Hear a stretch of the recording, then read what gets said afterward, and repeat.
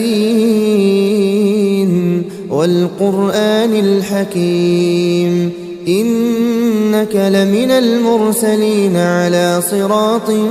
مستقيم تنزيل العزيز الرحيم لتنذر قوما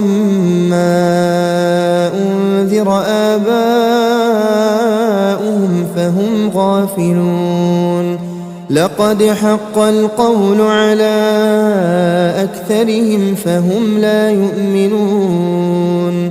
إنا جعلنا في أعناقهم أغلالا فهي إلى الأذقان فهم مقمحون وجعلنا من بين أيديهم سدا ومن خلفهم سدا فأغشيناهم فهم لا يبصرون وسواء عليهم أأنذرتهم أم لم تنذرهم لا يؤمنون إنما تنذر من اتبع الذكر وخشي الرحمن بالغيب فبشره بمغفرة وأجر كريم إنا نحن نحيي الموتى ونكتب ما قدموا وآثارهم وكل شيء أحصيناه في إمام مبين واضرب لهم مثلا أصحاب القرية إذ جاءها المرسلون إذ أرسلنا إليهم اثنين فكذبوهما فعززنا بثالث فقالوا إنا إليكم مرسلون قالوا ما أنتم إلا بشر مثلنا وما أنزل الرحمن من شيء إن أنتم إلا تكذبون قالوا ربنا يعلم إنا إليكم لمرسلون وما علينا إلا البلاغ المبين قالوا إنا تطيرنا بكم لئن لم تنتهوا لنرجمنكم وليمسنكم منا عذاب أليم قالوا طائركم معكم أئن ذكرتم بل أنتم قوم مسرفون وجاء من أقصى المدينة رجل يسعى قال يا قوم اتبعوا المرسلين اتبعوا من لا يسألكم أجرا وهم مهتدون وما لي لا أعبد الذي فطرني وإليه ترجعون أأتخذ من دونه آلهة إن يردني الرحمن بضر لا تغن عني شفاعتهم شيئا ولا ينقذون إني إذا لفي ضلال مبين إني آمنت بربكم فاسمعون قيل ادخل الجنة قال يا ليت قومي يعلمون بما غفر لي ربي وجعلني من المكرمين وما أنزلنا على قومه من بعده من جند من السماء وما كنا منزلين إن كانت إلا صيحة واحدة فإذا هم خامدون يا حسرة على العباد ما يأتيهم من رسول إلا كانوا به يستهزئون ألم يروا كم أهلكنا قبلهم من القرون أنهم إليهم لا يرجعون وإن كل لما جميع لدينا محضرون وآية لهم الأرض الميتة أحييناها وأخرجنا منها حبا فمنه يأكلون وجعلنا فيها جنات من نخيل وأعناب وفجرنا فيها من العيون ليأكلوا من ثمره وما عملته أيديهم أفلا يشكرون سبحان الذي خلق الأزواج كلها مما تنبت الأرض ومن أنفسهم ومما لا يعلمون وآية لهم الليل نسلخ منه النهار فإذا هم مظلمون والشمس تجري لمستقر لها ذلك تقدير العزيز العليم والقمر قدرناه منازل حتى عاد كالعرجون القديم لا الشمس ينبغي لها أن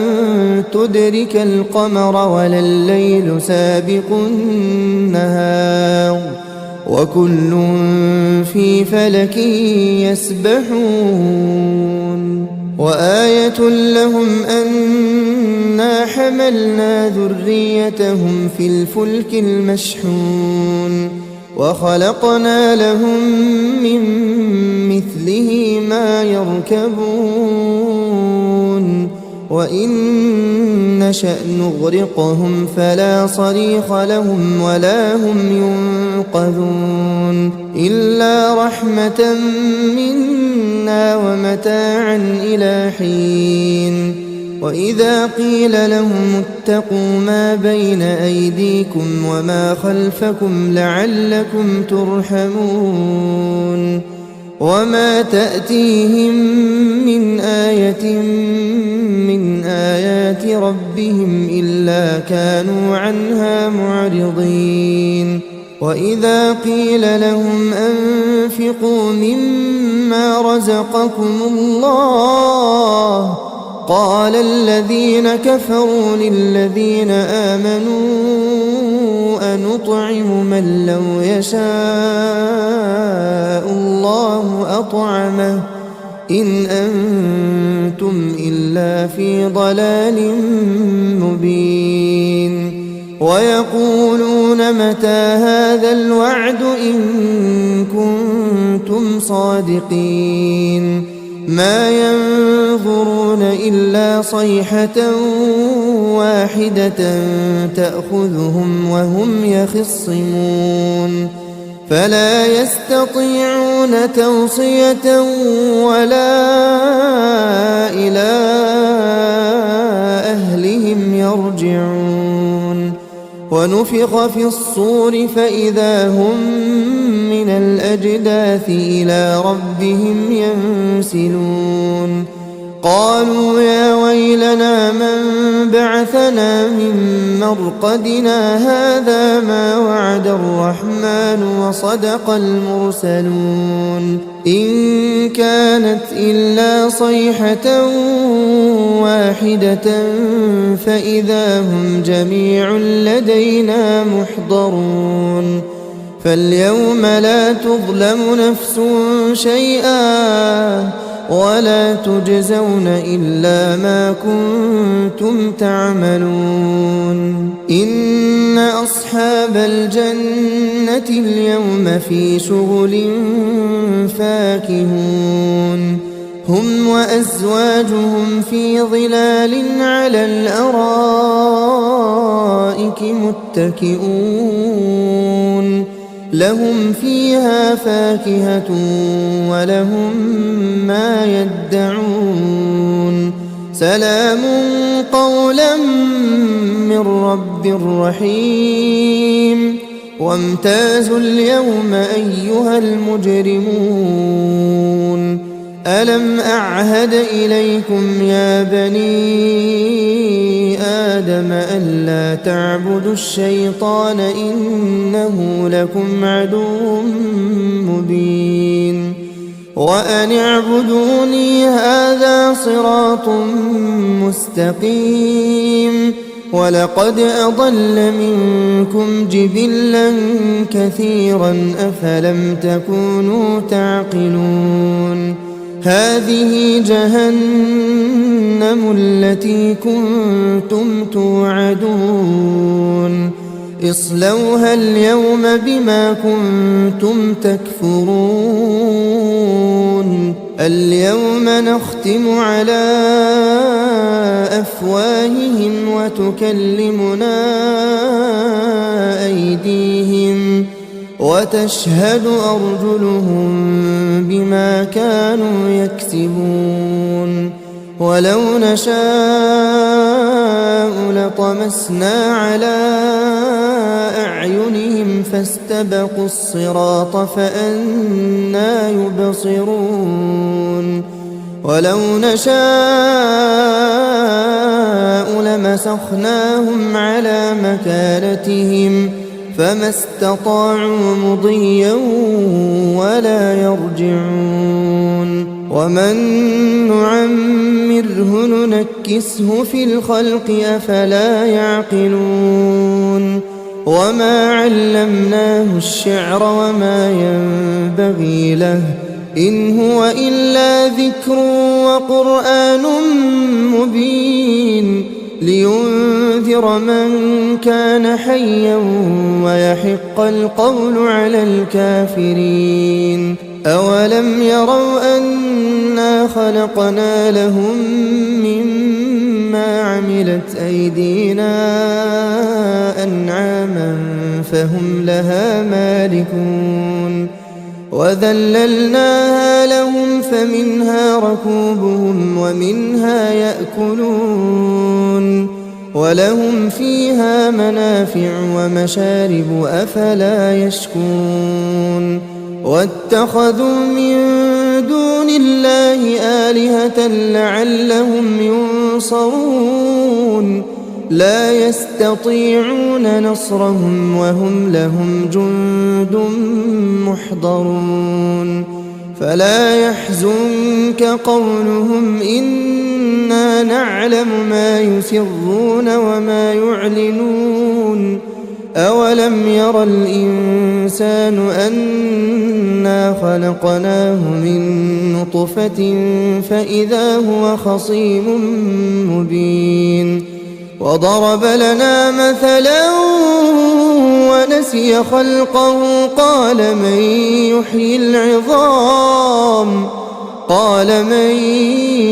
يحيي العظام وهي رميم قل يحييها الذي أنشأها أول مرة وهو بكل خلق عليم الذي جعل لكم من الشجر الأخضر نارا فإذا أنتم منه توقدون أوليس الذي خلق السماوات والأرض بقادر على أن يخلق مثلهم بلى وهو الخلاق العليم إنما أمره إذا أراد شيئا أن يقول له كن فيكون فسبحان الذي بيده ملكوت كل شيء وإليه ترجعون. بسم الله الرحمن الرحيم. الرحمن علم القرآن خلق الإنسان علمه البيان. الشمس والقمر بحسبان والنجم والشجر يسجدان والسماء رفعها ووضع الميزان ألا تطغوا في الميزان وأقيموا الوزن بالقسط ولا تخسروا الميزان والأرض وضعها للأنام فيها فاكهة والنخل ذات الأكمام والحب ذو العصف والريحان فبأي آلاء ربكما تكذبان خلق الإنسان من صلصال كالفخار وخلق الجان من مارج من نار فبأي آلاء ربكما تكذبان رب المشرقين ورب المغربين فبأي آلاء ربكما تكذبان مرج البحرين يلتقيان بينهما برزخ لا يبغيان فبأي آلاء ربكما تكذبان يخرج منهما اللؤلؤ والمرجان فبأي آلاء ربكما تكذبان وله الجوار المنشآت في البحر كالأعلام فبأي آلاء ربكما تكذبان كل من عليها فان ويبقى وجه ربك ذو الجلال والإكرام فبأي آلاء ربكما تكذبان يسأله من في السماوات والأرض كل يوم هو في شأن فبأي آلاء ربكما تكذبان سنفرغ لكم أيها الثقلان فبأي آلاء ربكما تكذبان يا معشر الجن والإنس إن استطعتم أن تنفذوا من أقطار السماوات والأرض فانفذوا لا تنفذون إلا بسلطان فبأي آلاء ربكما تكذبان يرسل عليكما شواظ من نار ونحاس فلا تنتصران فبأي آلاء ربكما تكذبان فإذا انشقت السماء فكانت وردة كالدهان فبأي آلاء ربكما تكذبان فيومئذ لا يسأل عن ذنبه إنس ولا جان فبأي آلاء ربكما تكذبان يعرف المجرمون بسيماهم فيؤخذ بالنواصي والأقدام فبأي آلاء ربكما تكذبان هذه جهنم التي يكذب بها المجرمون يطوفون بينها وبين حميم آن فبأي آلاء ربكما تكذبان ولمن خاف مقام ربه جنتان فبأي آلاء ربكما تكذبان ذواتا أفنان فبأي آلاء ربكما تكذبان فيهما عينان تجريان فبأي آلاء ربكما تكذبان فيهما من كل فاكهة زوجان فبأي آلاء ربكما تكذبان متكئين على فرش بطائنها من استبرق وجنى الجنتين دان فبأي آلاء ربكما تكذبان فيهن قاصرات الطرف لم يطمثهن إنس قبلهم ولا جان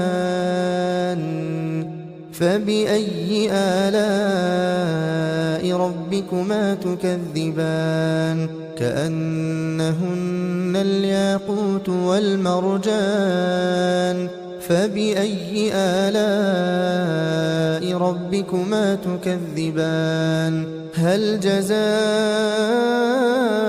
الإحسان إلا الإحسان فبأي آلاء ربكما تكذبان ومن دونهما جنتان فبأي آلاء ربكما تكذبان مدهامتان فبأي آلاء ربكما تكذبان فيهما عينان نضاختان فبأي آلاء ربكما تكذبان فيهما فاكهة ونخل ورمان فبأي آلاء ربكما تكذبان فيهن خيرات حسان فبأي آلاء ربكما تكذبان حور مقصورات في الخيام فبأي آلاء ربكما تكذبان لم يطمثهن إنس قبلهم ولا جان فبأي آلاء ربكما تكذبان متكئين على رفرف خضر وعبقري حسان فبأي آلاء ربكما تكذبان تبارك اسم ربك ذي الجلال والإكرام بسم الله الرحمن الرحيم إذا وقعت الواقعة ليس لوقعتها كاذبة خافضة رافعة إذا رجت الأرض رجا وبست الجبال بسا فكانت هباء منبثا وكنتم أزواجا ثلاثة فأصحاب الميمنة ما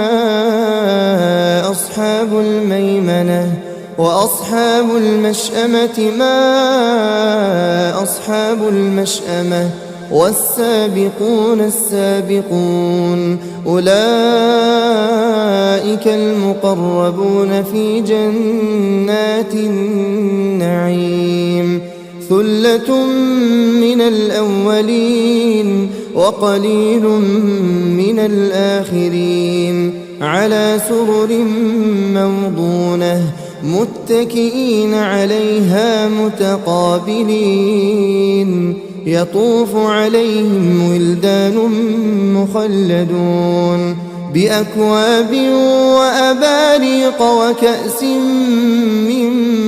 معين لا يصدعون عنها ولا ينزفون وفاكهة مما يتخيرون ولحم طير مما يشتهون وحور عين كأمثال اللؤلؤ المكنون جزاء بما كانوا يعملون لا يسمعون فيها لغوا ولا تأثيما إلا قيلا سلاما سلاما وأصحاب اليمين ما أصحاب اليمين في سدر مخضود وطلح منضود وظل ممدود وماء مسكوب وفاكهة كثيرة لا مقطوعة ولا ممنوعة وفرش مرفوعة إنا أنشأناهن إنشاء فجعلناهن أبكارا عربا أترابا لأصحاب اليمين ثلة من الأولين وثلة من الآخرين وأصحاب الشمال ما أصحاب الشمال في سموم وحميم وظل من يحموم لا بارد ولا كريم إنهم كانوا قبل ذلك مترفين وكانوا يصرون على الحنث العظيم وكانوا يقولون أئذا متنا وكنا ترابا وعظاما أئنا لمبعوثون أوآباؤنا الأولون قل إن الأولين والآخرين لمجموعون إلى ميقات يوم معلوم ثم إنكم أيها الضالون المكذبون لآكلون من شجر من زقوم فمالئون منها البطون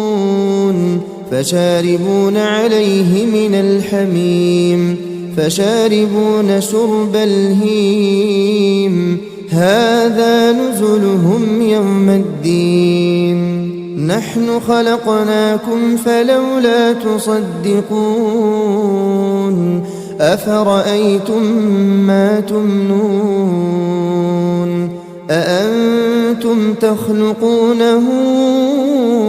أم نحن الخالقون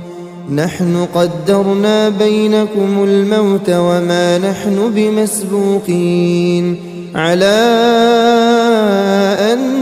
نبدل أمثالكم وننشئكم فيما لا تعلمون ولقد علمتم النشأة الأولى فلولا تذكرون أفرأيتم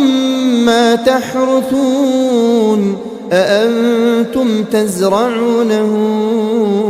أم نحن الزارعون لو نشاء لجعلناه حطاما فظلتم تفكهون إنا لمغرمون بل نحن محرومون أفرأيتم الماء الذي تشربون أأنتم أنزلتموه من المزن أم نحن المنزلون لو نشاء جعلناه أجاجا فلولا تشكرون أفرأيتم النار التي تورون أأنتم أنشأتم شجرتها أم نحن المنشئون نحن جعلناها تذكرة ومتاعا للمقوين فسبح باسم ربك العظيم فلا أقسم بمواقع النجوم وإنه لقسم لو تعلمون عظيم إنه لقرآن كريم في كتاب مكنون لا يمسه إلا المطهرون تنزيل من رب العالمين أفبهذا الحديث أنتم مدهنون وتجعلون رزقكم أنكم تكذبون فلولا إذا بلغت الحلقوم وأنتم حينئذ تنظرون ونحن أقرب إليه منكم ولكن لا تبصرون فلولا إن كنتم غير مدينين ترجعونها إن كنتم صادقين فأما إن كان من المقربين فروح وريحان وجنة نعيم وأما إن كان من أصحاب اليمين فسلام لك من أصحاب اليمين وأما إن كان من المكذبين الضالين فنزل من حميم وتصلية جحيم إن هذا لهو حق اليقين فسبح باسم ربك العظيم